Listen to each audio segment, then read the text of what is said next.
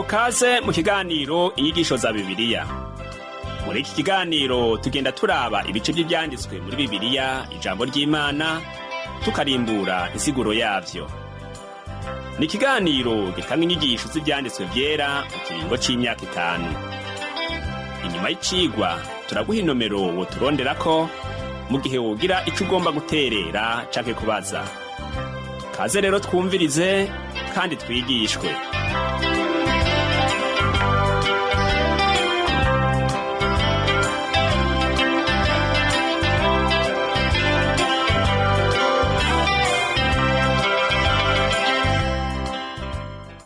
Njuti nama bakunzi mwese muteze amatwi y'iganiro inyigisho za Bibiliya, turabaramukije tubipfuriza amahoro y'umwami wacu Yesu Kristo.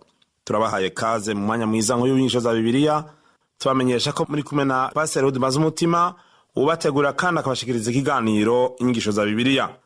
Ndabibutse ko mu cigwa cacu giheruka twarabiye hamwe ukuntu abaheburayo 3 b'abasore banse kwikubita hasi ngo basenge igishushanyo umwami Nebukadineza yari yahagaritse. Umwami yaciye ashinga icakezwe ko bateregwa mu itanure ry'umuriro. Bamaze guterwa muri iryo tanure ry'umuriro ntibapfuye kuko Imana yarabakingiye. Ikindi twabonye nuko Nebukadineza yatereye mu itanure ry'umuriro abantu 3 gusa, ariko haciye akanya yabonyemwo uwundi agira 4. Unguwo wa 4 yari afise ishusho y'umwana w'Imana.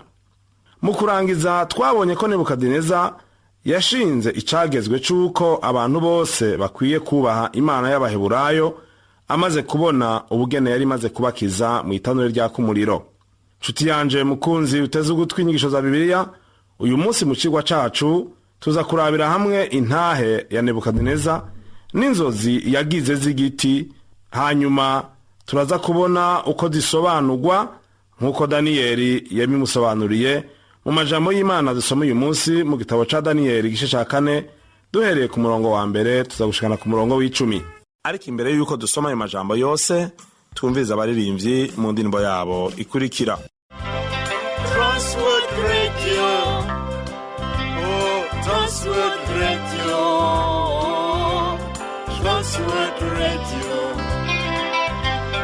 Transworld Radio, Samirana, Samirana, Samirana, Samirana, Samirana, Samirana, Samirana, Samirana.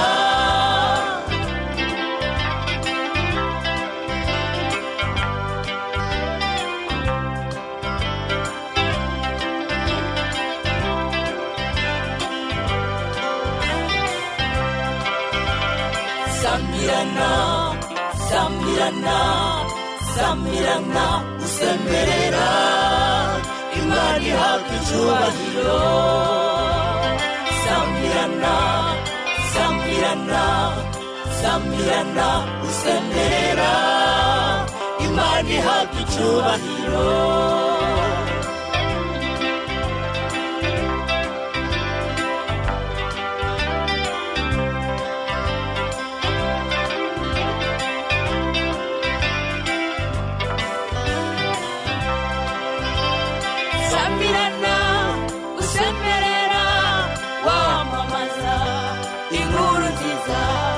Samirana, usemerera wamamaza inkuru nziza, inkuru nziza ni agakiza kabonekwa muri Yesu Kristo. Inkuru nziza ni agakiza kabonekwa muri Yesu Kristo. Samirana, Samirana, Samirana, usemerera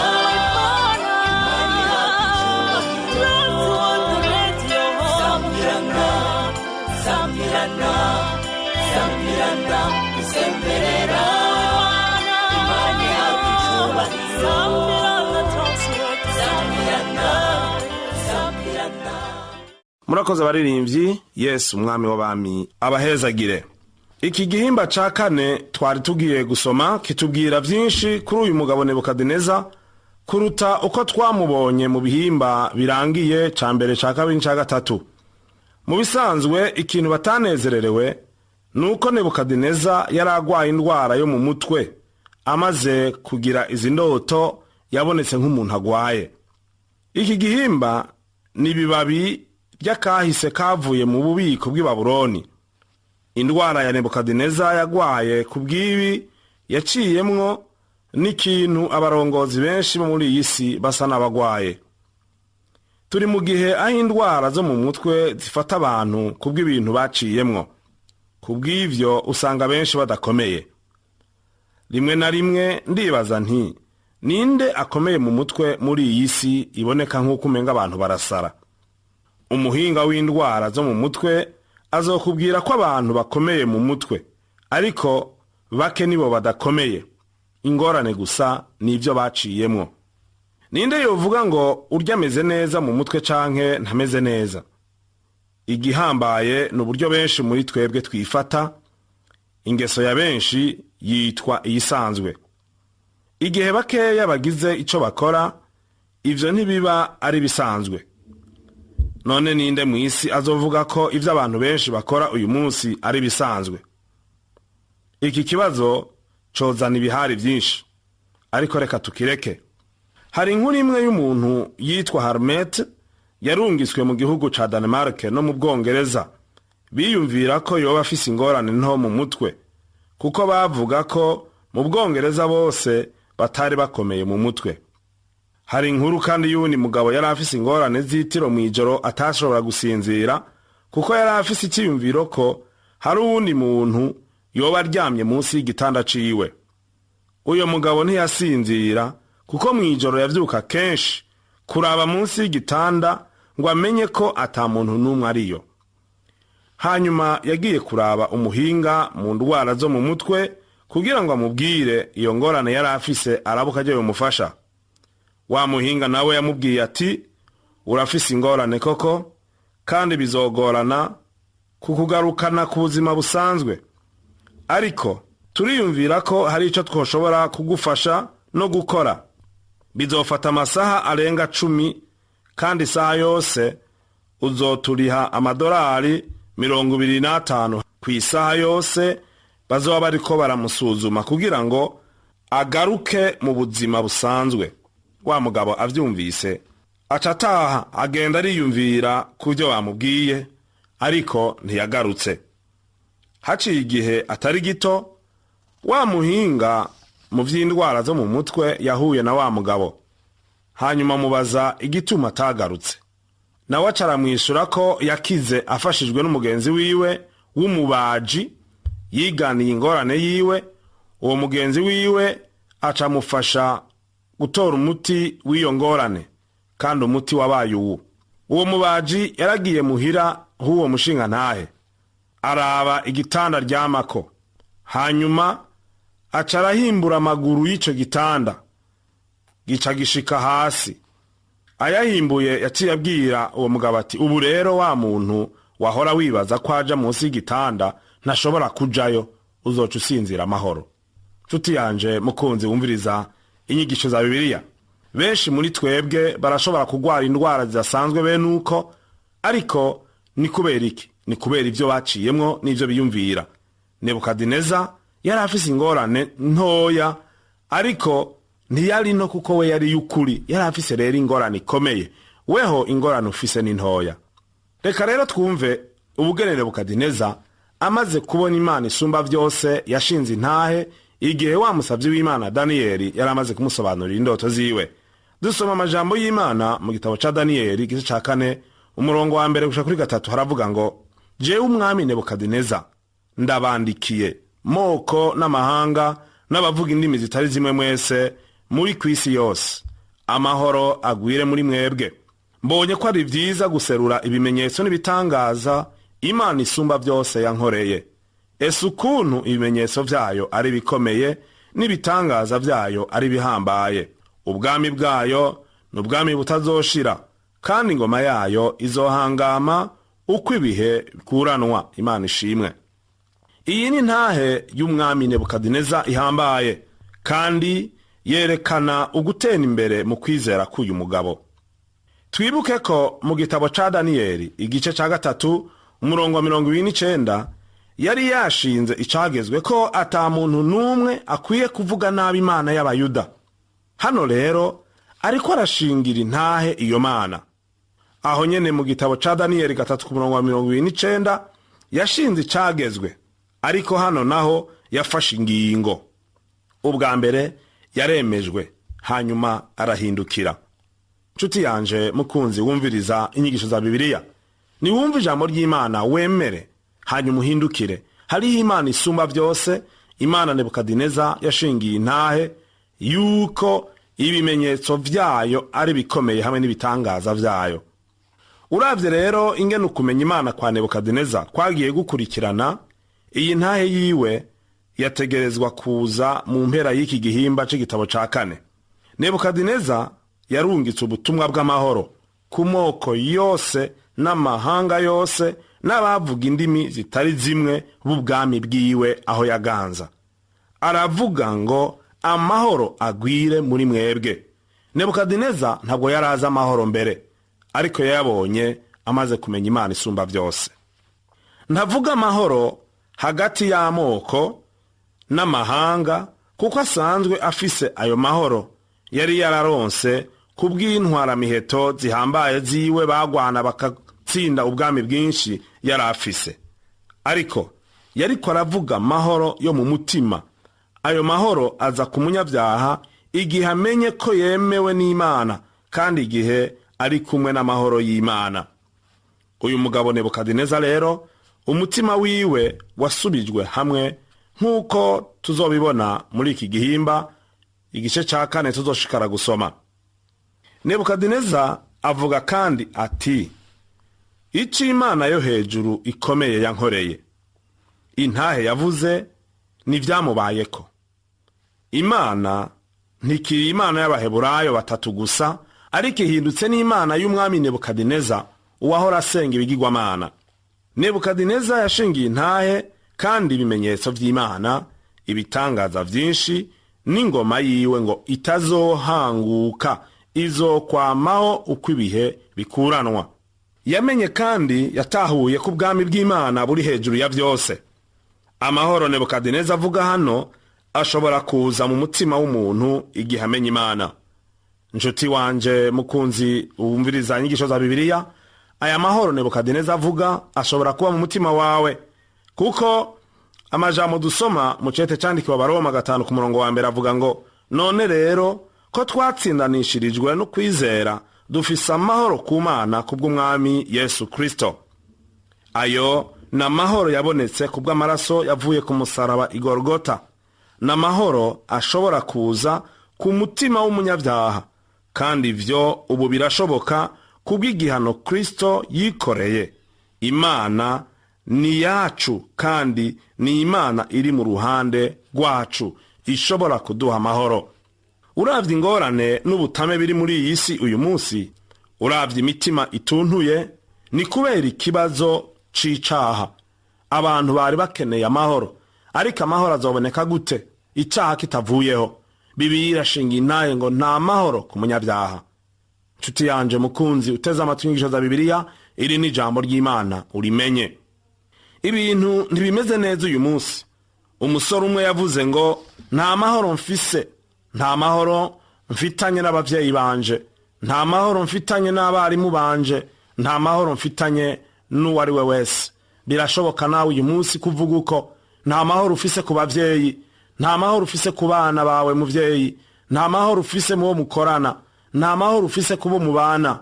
Ibintu bimeze nabi. Kubera iki? Kubera icaha. Mu bisanzwe umuntu akwiye kugirana amahoro n'Imana ubwa mbere, kugira ngo abone kugirana amahoro n'abandi bose.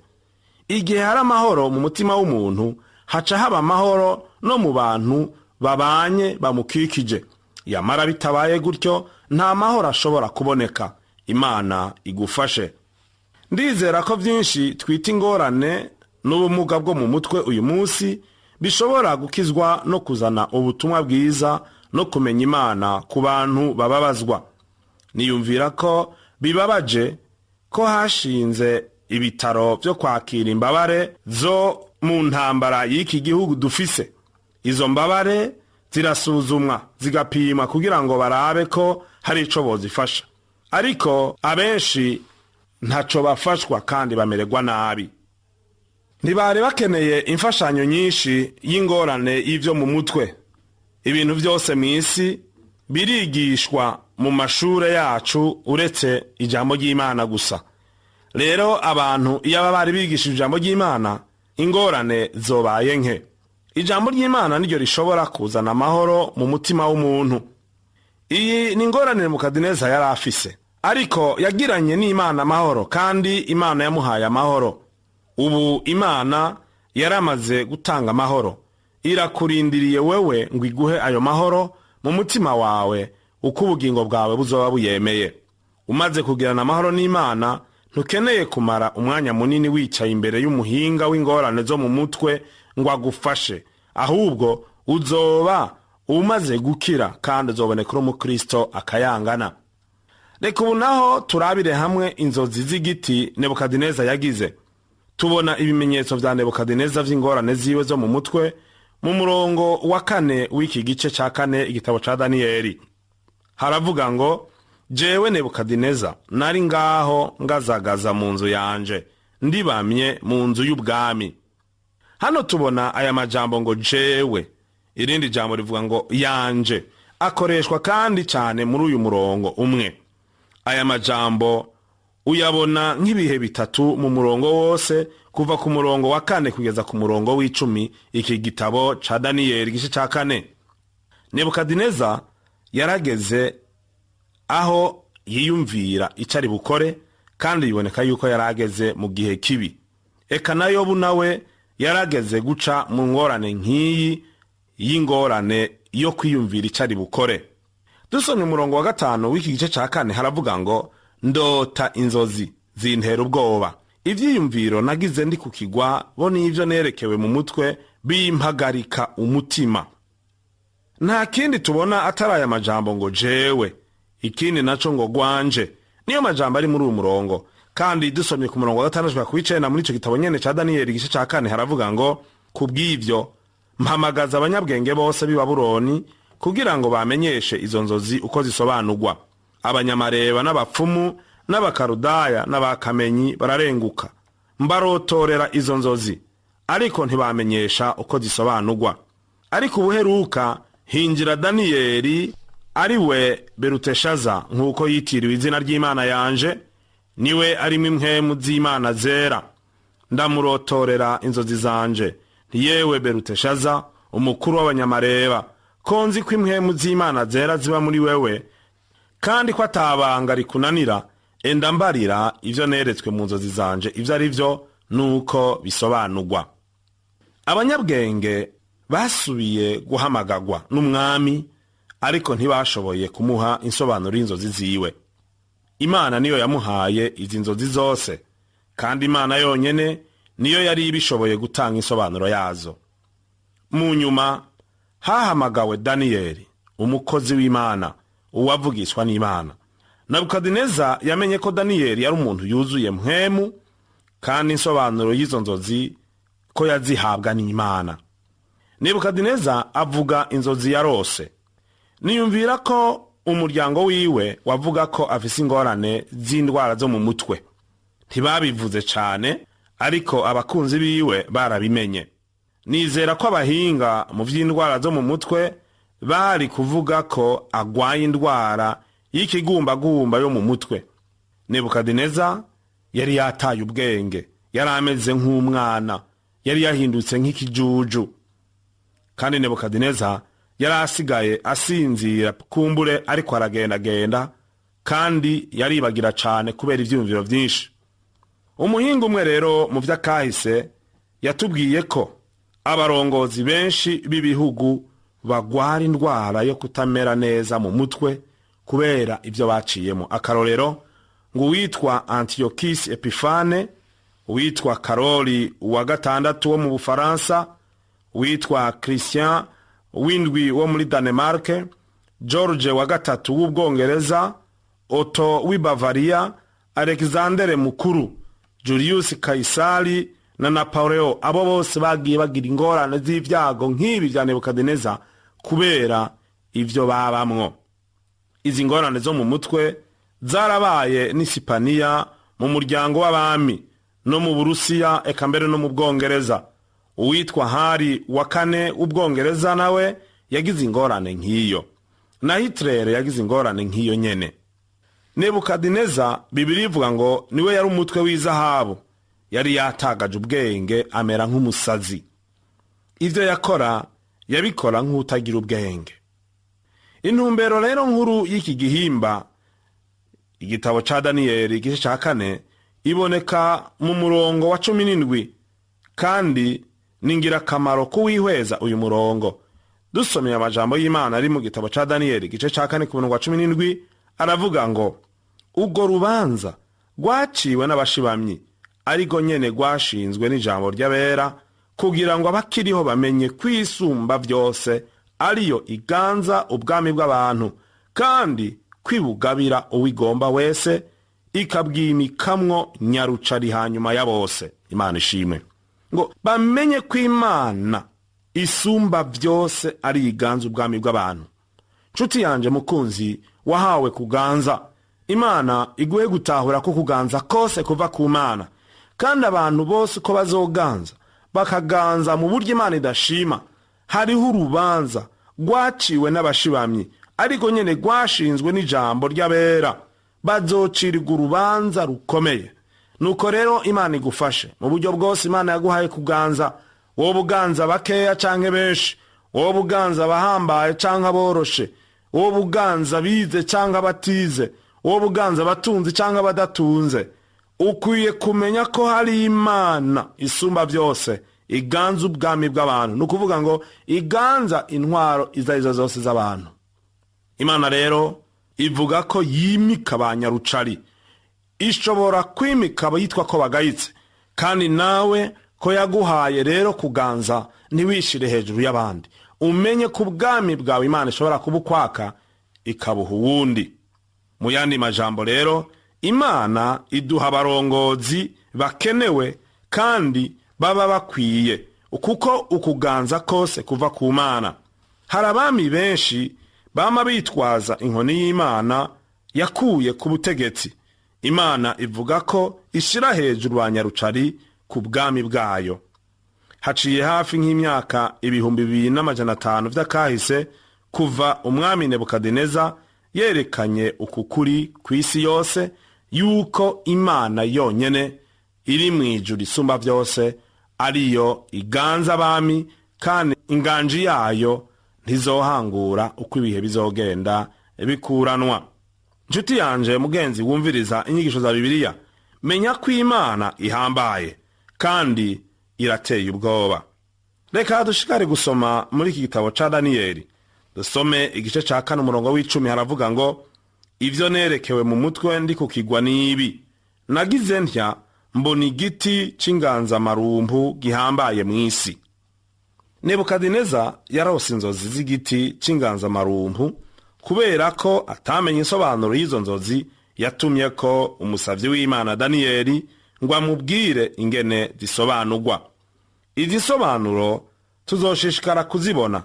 Tuzobandanya kumva insobanuro y'izo nzozi mu cigwa cacu kizokurikira. Ariko uyu munsi tugomba kugarukiriza ngaha kugira ngo twiyumvire kuri aya majambo tumaze gusoma. Havuyemo amajambo meza akomeye. Nebukadineza ashinga intahe y'ibimenyetso bihambaye n'ibitangaza bikomeye yabonye ku Mana. Iyo yari yavuze ngo ntiyoshobora kumukura mu maboko yiwe abo basore batatu, Daniyeli, Shadraka na Meshake, eka mbere na Abednego, kugira ngo abemeze ko boshobora gusenga igishushanyo yari yahagaritse. Ariko bo baravuga bati, Imana yacu twizera turazi ko izodukura mu maboko yawe, naho wacanye itanure ngo duterereyo. Arabahana, abaterera mu itanure rya kumuriro, ariko Imana ibazigamirayo. Acaramenya, amaso yiwe arahumuka, ngo ko hari Imana isumba byose, Imana ishobora gukiza abantu bayo. Mugenzi wanje wateze amatwi inyigisho za Bibiliya, hariho Imana tuvuga ikomeye. Nimba utarayimenya, ndakwinginze, hindukiza amaso yawe umenye mu mutima wawe, wizere kubw'aya majambo uyu mwami Nebukadineza yashinze intahe y'ukuri. yari ahambaye akomeye nk'uko tuzobibona mu cigwa gikurikira, ariko Imana imutahuza yuko yo iri hejuru yiwe. Birashoboka yuko kenshi wumvise ijambo ry'Imana ariko ntiwizera. Wabwiwe ko Imana igororotse kandi ihambaye, ikora ibitangaza n'ibimenyetso, ntiwavyemera. Geza uyu munsi mu mutima wawe wemera Imana, uzobona ibimenyetso n'ibitangaza ikora. Nawe wayimenye, kumbure ukaba umaze kudendebukirwa, ongera usubizwemo inkomezi, umenye ko hari Imana isumba byose, itanga inganji kuri abo bose, ariko kandi izocira urubanza abaganza nabi. Nawe wiyubare kugira ngo ntuzubone urubanza rubi. Imana iguhezagire muko wumviza amajambo y'Imana yose mu nyigisho za Bibiliya, ukagira intambuko yo kugira igikogwa ukora muri wewe ngo umaze uhimbara Imana. Amahoro y'Imana ganza umutima wawe. Aho uri rero turangize ikigwa cacu dusengeye hamwe. Yesu aguhezagire. Dusenge. Mwami Yesu Kristo, turagushima kubw'aya majambo meza y'inyigisho za Bibiliya. Ndasavye ngo yahezagire mu mitima y'abayumvise, agira kamaro, aronke ikibanza muri bo, ntaco mu gutwi ngo aseruke mu kundi, kandi abahe guhinduka no kuguhindukirira wewe Mana nk'umwami n'umukiza, bavuye mu caha bakamenya ko hari Imana isumba byose, igororotse, izocira imanza icaha. Urakoze ko wumvise kandi kugira imbabazi ababihanye, bakemera Mana kuguhindukirira, ubahari rutabaharuriye, kandi ubakure kw'icabatsinda cose, ubaha amahoro n'umunezero biva mu gakiza utanga. Urakoze kuvyumvise, mu izina rya Yesu Kristo umwami wacu niho tubisenze. Amen. Ikiganiro cacu cuno munsi garukiye ngaha, naho ubutaha. Yesu abahezagire.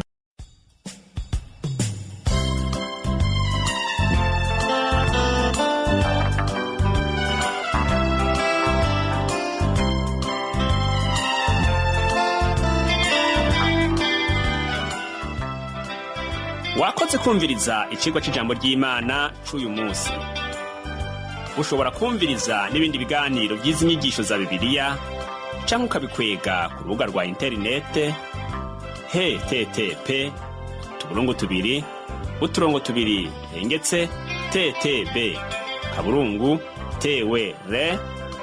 ttp://twr.org. Ushobora kumviriza ikiganiro co muri iyi ndwi canke ugafyonda ahanditswe ngo rondera ukurikije itariki kugira ngo wumvirize ikiganiro camaze kurengana. Ushobora no gufyonda ahanditswe ngo rondera ukurikije ibyanditswe kugira ngo wumve ibiri muri ico gice c'ibyanditswe byera ugomba. Ufise ico wunganira canke ubaza, twandikire ku gasanduku ka posta 1140 i Bujumbura. Email ni